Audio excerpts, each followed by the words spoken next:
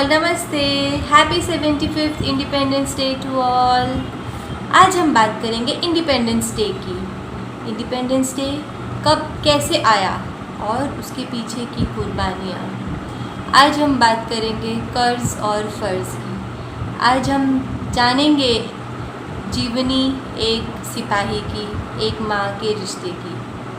वो माँ जिसने अपने लाल को हमारे लिए सरहदों पे भेज दिया हमारी रक्षा करने के लिए। तो जब भी दुश्मनों ने हम पे हमला किया है तो वो वीर सैनिक वहाँ खड़े हमारी रक्षा के लिए वहाँ अपनी जान देते रहे।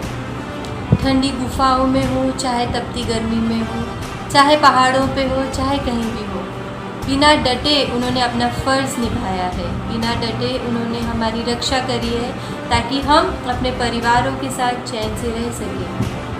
हम बात करेंगे उस कुर्बानी की जिस एक बेटे ने अपने देश की रक्षा करने के लिए अपने परिवार को कुर्बान किया है, अपनी खुशियों को कुर्बान किया है।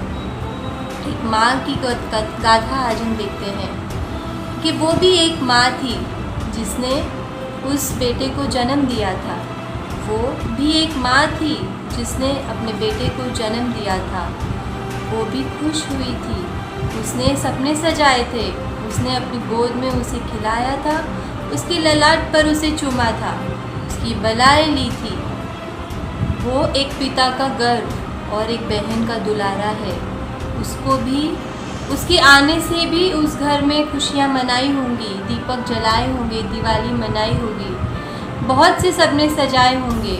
वो माँ आज भी अपने बेटे को प्यार करती है। उस माँ ने उस बच्चे की शरारतों में अपनी खुशियाँ ढूंढी होंगी। उस माँ ने अपने बेटे की हर किलकारी में अपनी खुशियाँ ढूंढी होंगी। उसकी ज़िद, उसके रोने में उसने अपनी खुशियाँ ढूंढी होंगी। उसने एक उम्मीद जगाई होगी कि ये मेरा सपना पूरा करेगा। उसने उम्मीद जगाई होगी कि ये मेरा बेटा मेरे जीवन में मेरी खुशियाँ बनेगा।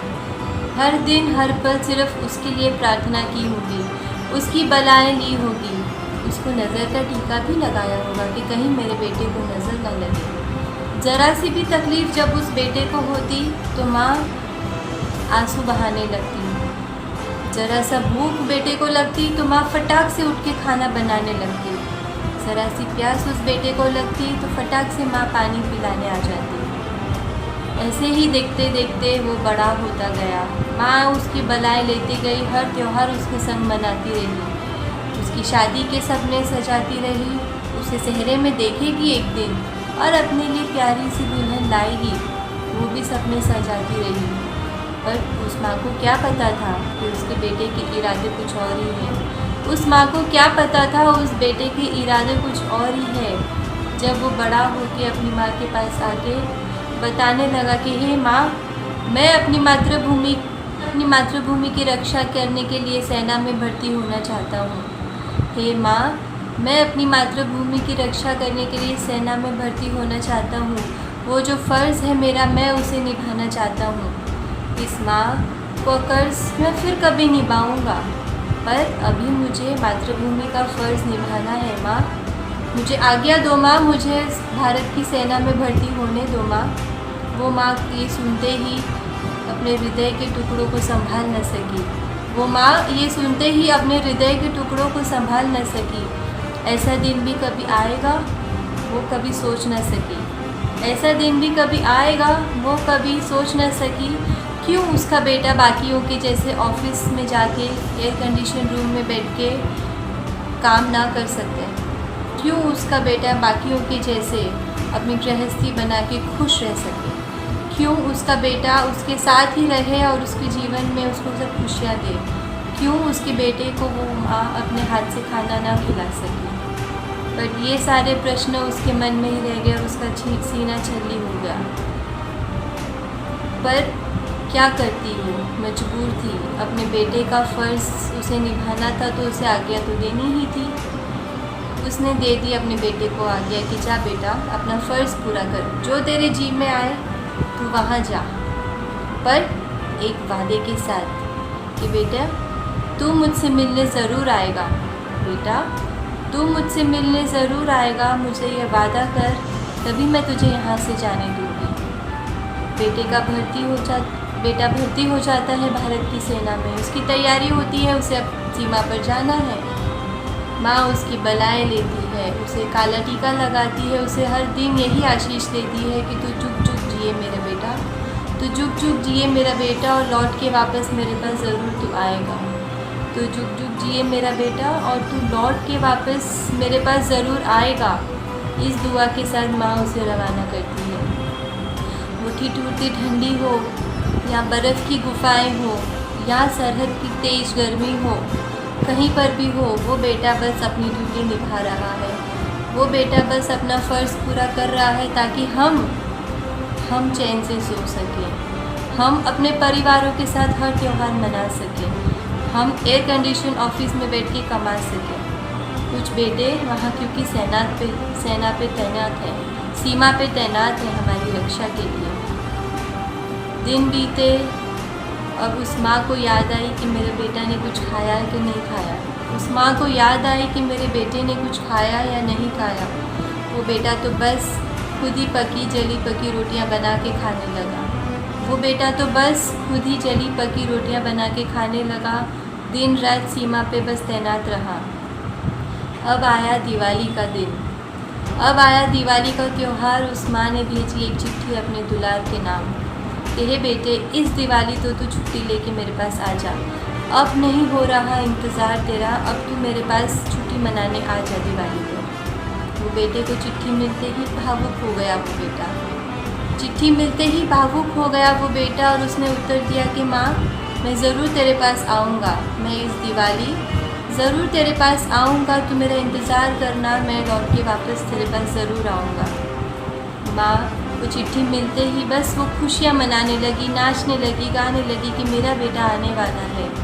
वो बस खुशियाँ मनाने लगी, नाचने लगी कि मेरा बेटा आने वाला है। अपने रिश्तेदारों को, अपने दोस्तों को, अड़ोस पड़ोस में सबको जाके न्योता देने लगी कि दिवाली पे मेरा बेटा आने वाला है, उसका इंतज़ार करेंगे हम।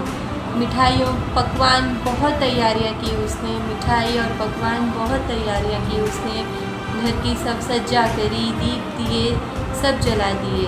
आया आज दिवाली का दिन, अब आया दिवाली का दिन। बस बेटा निकलने ही वाला था कि सीमा पे दुश्मनों ने हमला कर दिया। दिवाली का दिन आया, बेटा बस निकलने ही वाला था कि सीमा पे उन दुश्मनों ने हमला कर दिया।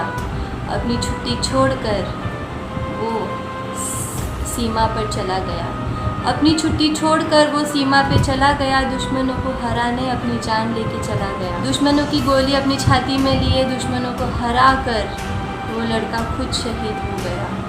दुश्मनों की गोली अपने सीने में लिए वो लड़का दुश्मनों को हरा कर खुद शहीद हो गया। और माँ बस वहाँ बैठे उसका इंतज़ार कर रही थी। वो माँ वहाँ बैठे बस उसका इंतज़ार कर रही थी कि अभी मेरा बेटा आएगा, उसे बहुत देर हो गई आने में, वो लौट कर मेरे पास ज़रूर आएगा। उस माँ को क्या पता था कि उसका बेटा अब उसे कभी गले ना लगा सकेगा। उस माँ ने उम्मीद जगाई थी, एक बार मेरा बेटा आके मुझे गले लगा दे, मेरे साथ बैठ के 2 पल खाना खा ले, 2 पल मीठी बातें कर ले। पर उस माँ को क्या पता था कि अब उसका बेटा उसे कभी गले ना लगा सकेगा। पूरा दिन बीत गया। वो माँ दरवाजे पे बैठी इंतज़ार करती रही, दीप दिए जलाती रही।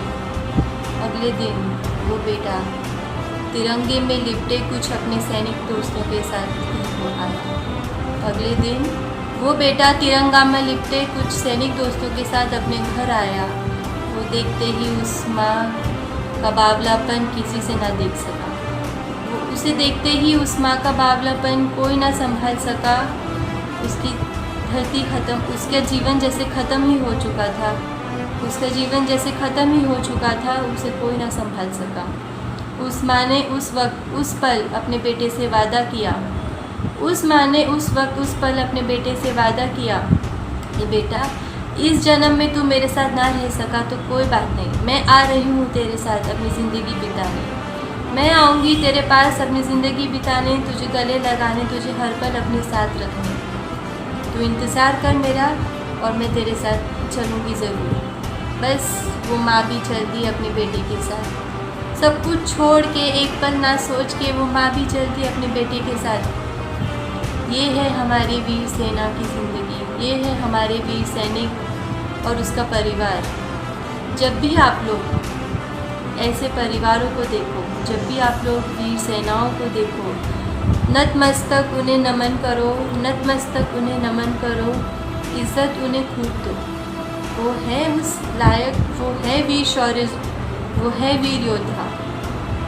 हम और आप में किसी में हिम्मत नहीं है इतने बड़ी कुर्बानी देने की, जो आज कुर्बानी वो परिवार दे रही हैं हमारे लिए, हमारी रक्षा के लिए।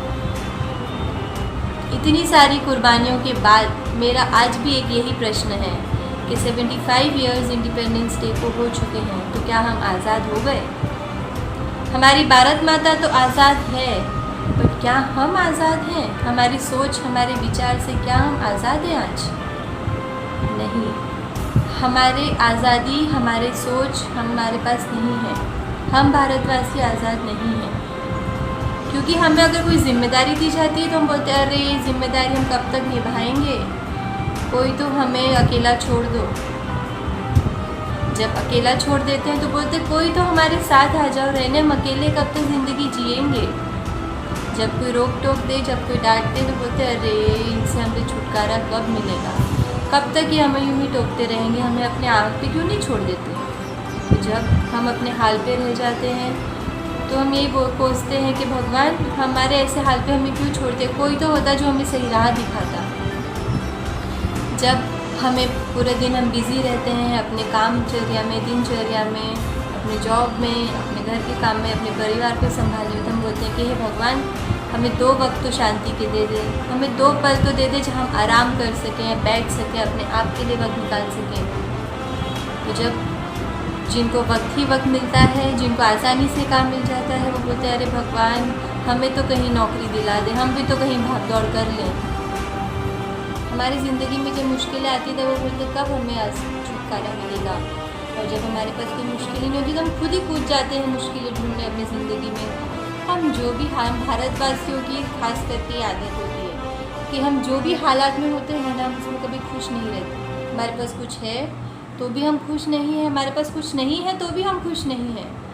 हमारी खुशियाँ क्या है वो आज तक हमें नहीं पता है, हमारी खुशियाँ क्या है वो आज तक हमें नहीं पता है। बस दूसरों को देख के हम अपनी जी जलाया करते हैं, बस दूसरों को देख के हम अपनी जी जलाया करते हैं। हमारी खुशी क्या है वो हमें नहीं पता। जाके उन परिवारों से पूछो जिनके बेटे सरहद पे हमारे लिए खड़े हैं, जाके पूछो उन परिवारों से जिनके बेटे सरहद पे हमारे लिए खड़े हैं। वो तो सिर्फ, उनकी खुशी तो सिर्फ इसी चीज़ में है कि 2 पल वो बेटा हमारे पास आके हमारे साथ एक टाइम निवाला खा ले। उस परिवार की तो खुशी इसी में है कि वो बेटा 2 पल हमारे पास आके निवाला खा ले, पर हमारे पास तो सब है, फिर भी हम बस खोजे ही जा रहे हैं, खोजे ही जा रहे हैं।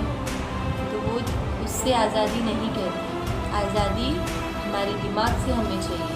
आज 75 इयर्स हो गए इंडिपेंडेंस को, हमारे दिमाग से आज़ादी जिस दिन हम लेंगे, हम अपने आप को जब पहचानेंगे कि हमारी खुशी हमारा परिवार है, हमारी खुशी हमारा परिवार, हमारा एक दूसरे का साथ है, हमारी खुशी वो बुज़ुर्गों का आशीर्वाद है, हमारी खुशी साथ में बैठ के वो खाना खाने का समय है, तो हमको कोई तकलीफ़ नहीं होगी, तो हमें कभी कोई चीज़ बांध नहीं पाएगी, तो हमें कभी कोई चीज़ रोक नहीं पाएगी हम आगे बढ़ने से। इसी बात पर बस विदा लेते हुए फिर मिलेंगे।